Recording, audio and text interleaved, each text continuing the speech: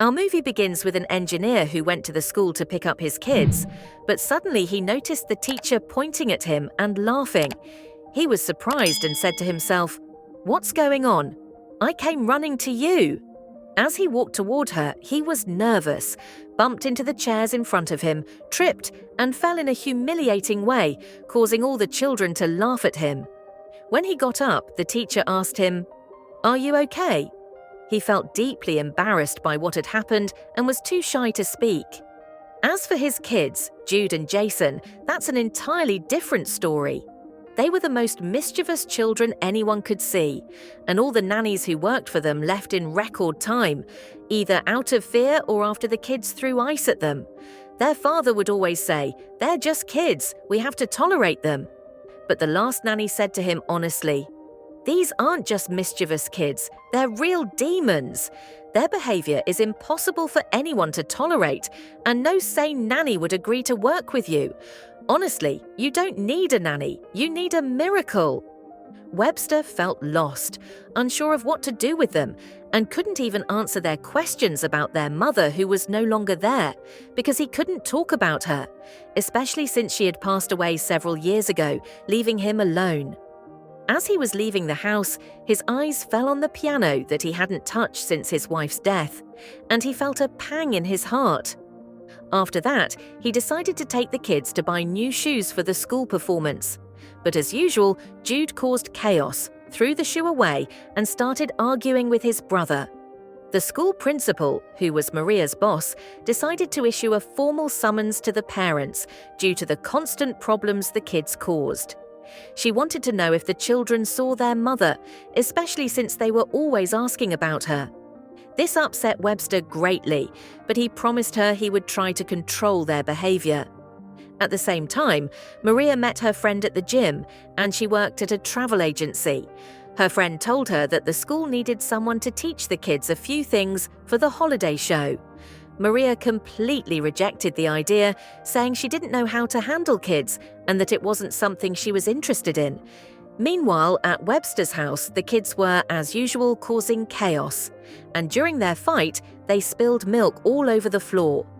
At that moment, Webster was on the phone with an agency to send him a new nanny. As soon as she arrived, the kids were outside venting their frustration and threw ice at her. But she was smarter than them, fought back, and threw the ice back at them, saying confidently, "I'm not leaving either." Webster was extremely surprised by how quickly she arrived, but she calmly told him, "Leave the kids to me, I'll handle them." But as soon as she entered the house, she was shocked by the mess inside. The kids came to introduce themselves to her, but she surprised them by knowing their names before they said anything, even though they were twins. Firmly, she told them she didn't want to see the mess they were causing again, and she began making them participate in everything. After they finished lunch in a clever way, she made them clear their plates, and suddenly the house was clean as if by magic. Webster finally felt like he had found someone who could control his kids' mischief, and Merkel became his only savior. The next morning, while the kids were practicing for the holiday show at school, the principal fell, and it was clear she wouldn't be able to continue. If they didn't find someone else, the show would be cancelled. Maria's friend kept pressuring her to go and train the kids for a few days, reassuring her that all she needed to do was train them, not perform in the play. After the festivities, she could return to her normal job. In the end, Maria had no choice but to agree. As soon as she entered the school and stood on the stage, she was nervous and didn't know where to begin. Suddenly, she found Merkel looking at her from above and calmly said, "Don't worry, it's easy." At that moment, the ball fell from her, and Maria ran to pick it up, but she was completely surprised by something else. As soon as Webster gets home, he finds his children holding a picture of their mother, which makes him feel very uncomfortable. When he asks them about it, Merkel tells him that she found the picture among the books and wanted to show it to them so they could learn more about their mother. However, he quickly interrupts her, telling her that he welcomes her into his home, but there are a few things he doesn't want her to interfere with. The most important being that she should not talk to the children about their mother because he is not ready for any questions at the moment. When he sees that his children have played on the piano, he scolds them harshly, telling them not to touch it again.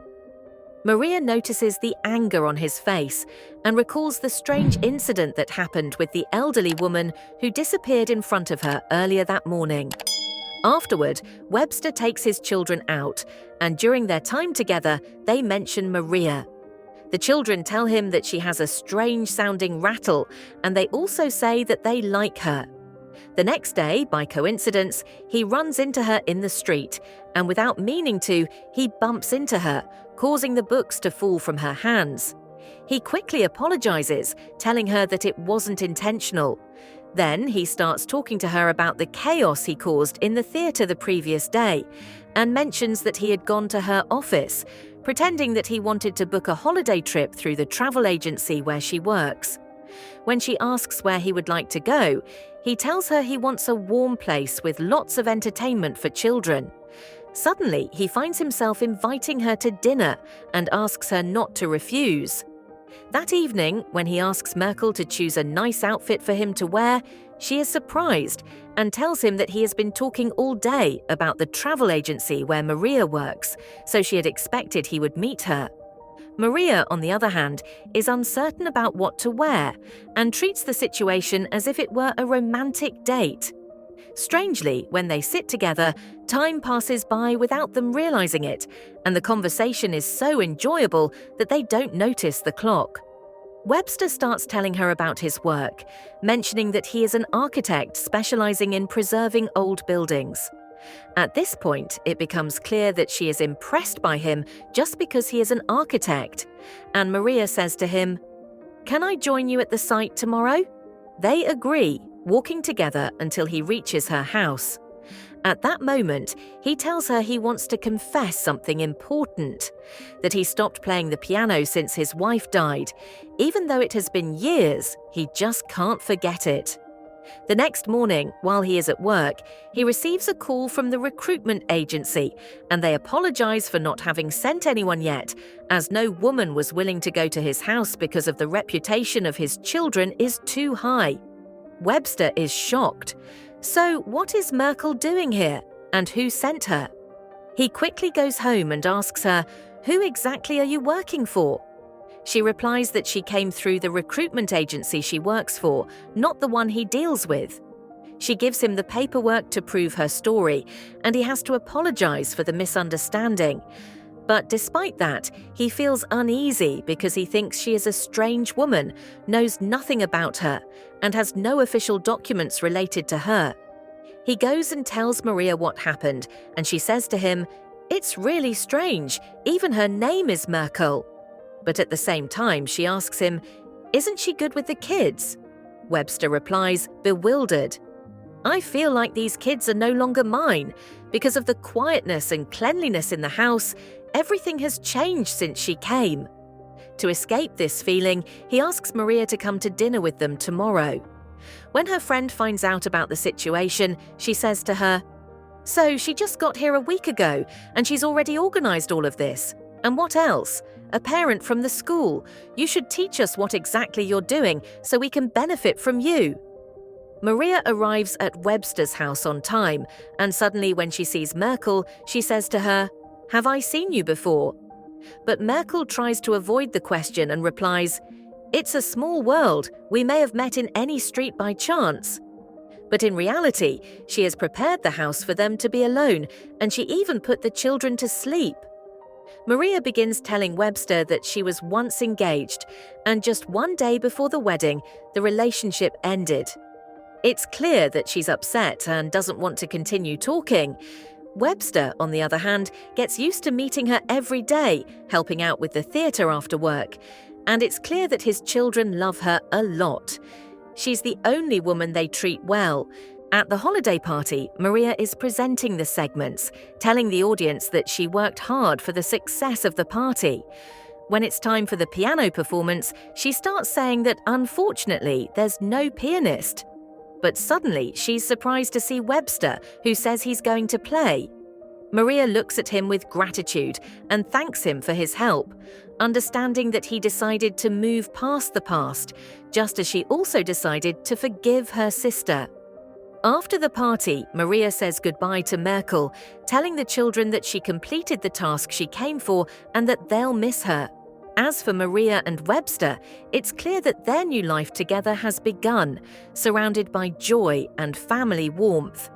And that's how our movie ends. At the end of this movie, if you enjoyed what you watched, don't forget to subscribe to the channel to stay updated with all our new content.